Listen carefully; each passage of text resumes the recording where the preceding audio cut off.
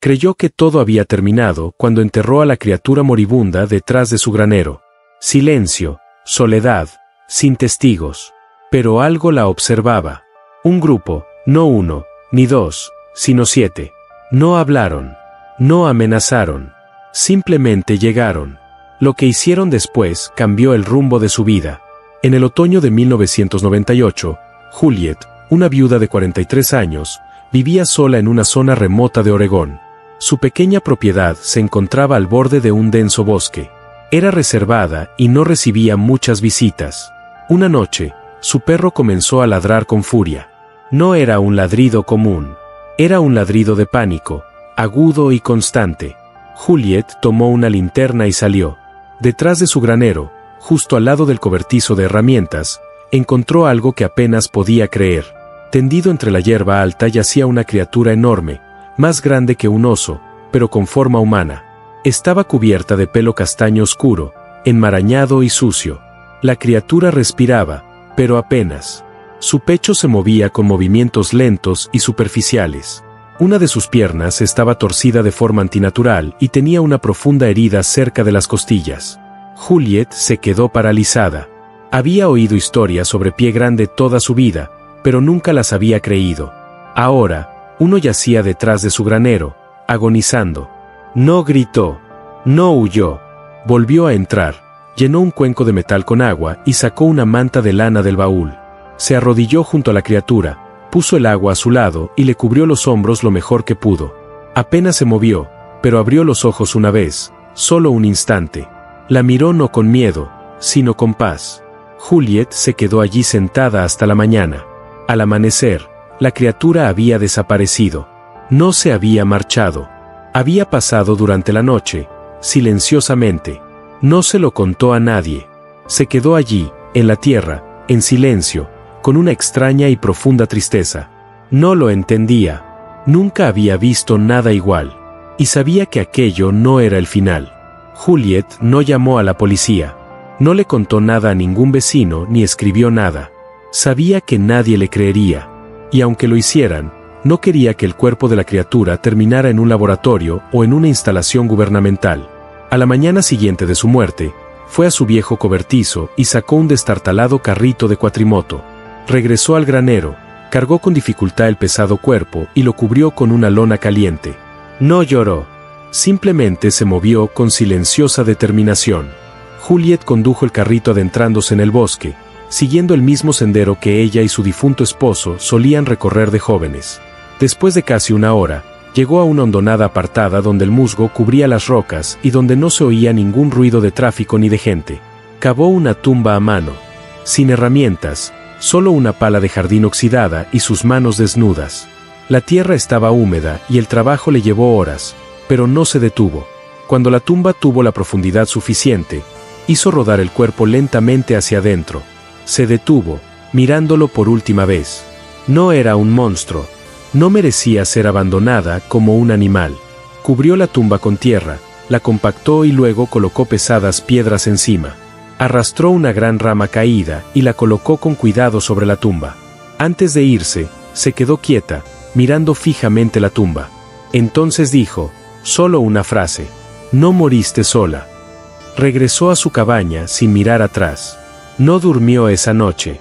El bosque a su alrededor se sentía diferente ahora. No amenazante, pero tampoco vacío. Algo había cambiado y no estaba segura de que hubiera terminado. 2 días después del entierro, Juliet notó que las cosas en su propiedad eran diferentes. La vieja puerta de su jardín, que había estado ladeada durante años, estaba recta. El pestillo, antes roto, ahora cerraba bien. Ella no lo había tocado. El camino hacia su bomba de agua estaba lleno de ramas caídas por la tormenta. Había planeado limpiarlo después del desayuno, pero cuando salió, el sendero estaba limpio, ni una ramita a la vista. Al principio, pensó que era su memoria la que le fallaba. Pero entonces comenzaron los sonidos. Cada noche, después del atardecer, oía pasos pesados y lentos que rodeaban su cabaña.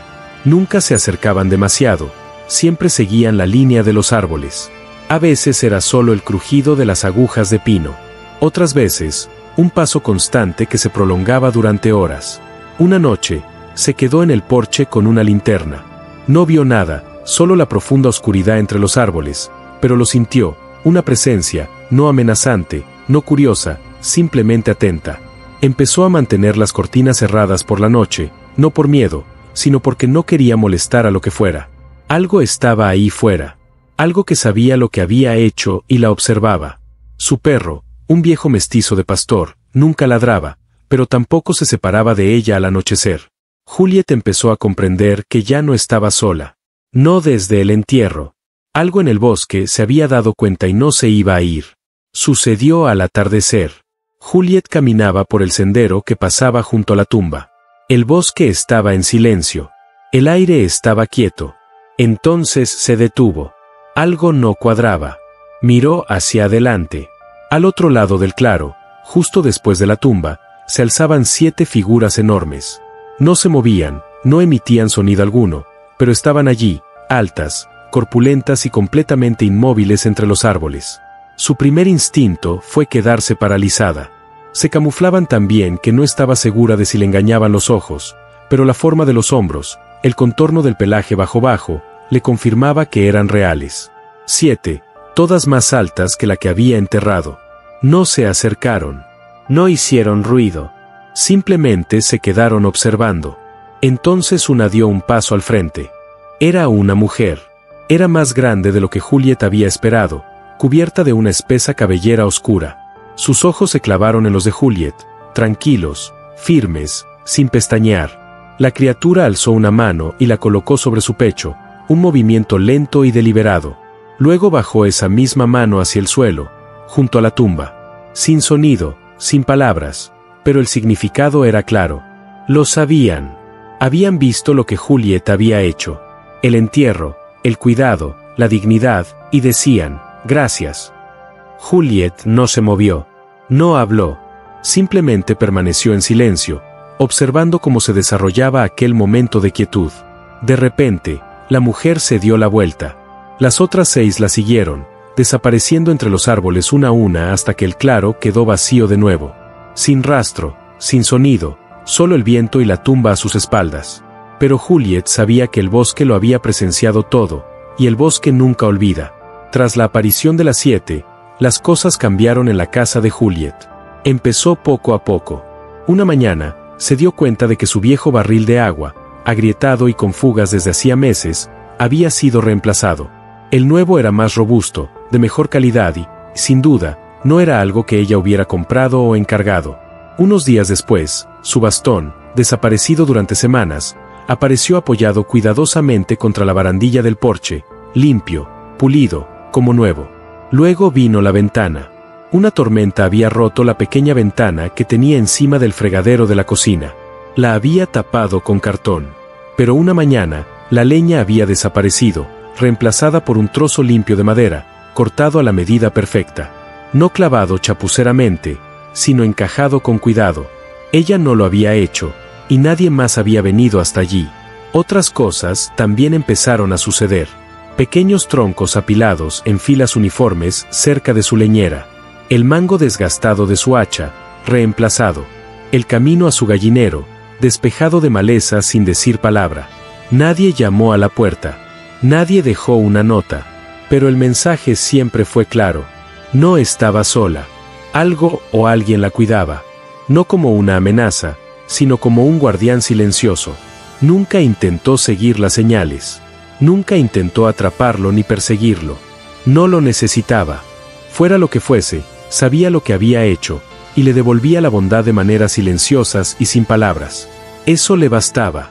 Para 2008, la salud de Juliet había empeorado. Las tareas sencillas se volvieron difíciles. Le temblaban las manos. Su energía se desvaneció. Ya no podía recoger leña ni cuidar su tierra como antes. Pero no la dejaron sola. Cada semana, aparecía leña fresca cerca de su porche, cortada con esmero y apilada con cuidado. Sus canteros vacíos se llenaron lentamente de nuevo, no de maleza, sino de hileras organizadas de hortalizas. Ella no las había plantado. Dentro de su cobertizo, encontró un manojo de hierbas secas atado cuidadosamente con cuerda de hierba. No había visto algunas de esas plantas desde la época de su abuela.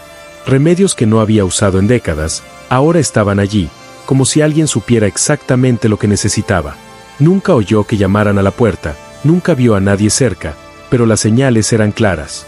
Aquellos a quienes una vez enterró, aquellos que la habían observado en silencio desde los árboles, no la habían olvidado. No regresaron con palabras ni ruido, solo con un cuidado silencioso, sin amenazas ni exigencias, solo con su presencia. En el silencio de la naturaleza salvaje de Oregón, Juliet sintió una protección singular. Incluso en sus días más débiles, no estaba sola. Y en el fondo, sabía exactamente quién seguía velando por ella. En la primavera de 2012, Juliet regresó a la tumba por última vez. Sus pasos eran más lentos ahora, su respiración entrecortada, pero conocía el camino. El sendero del bosque, antaño salvaje, estaba extrañamente despejado, como si lo hubieran mantenido abierto. Al llegar al hueco, se detuvo en seco. Los 7 estaban allí. Permanecían en completo silencio, grandes, inmóviles, observándola. El aire era denso pero tranquilo, no había amenaza, solo presencia. Una de ellas, la mujer alta que recordaba, dio un paso al frente. Lentamente, se arrodilló junto a la tumba. Su gran mano se posó suavemente sobre la tierra. Luego, sin hacer ruido, las demás hicieron lo mismo. Una a una, bajaron las manos hasta la tierra. Un momento silencioso de respeto. Sin movimiento, sin ruido, solo quietud. Juliet se quedó paralizada, sin saber qué hacer. El corazón le latía con fuerza, pero no tenía miedo. No habló. Ella tampoco. Después de unos minutos, se levantaron. Sin volverse hacia ella, se adentraron de nuevo en el bosque, una tras otra. Sin mirar atrás, sin dejar rastro. Esa fue la última vez que las vio. Se quedó junto a la tumba un rato más. Luego se dio la vuelta y caminó a casa despacio, con paso firme y en silencio. Nunca se lo contó a nadie, pero en lo profundo del bosque se había forjado un vínculo.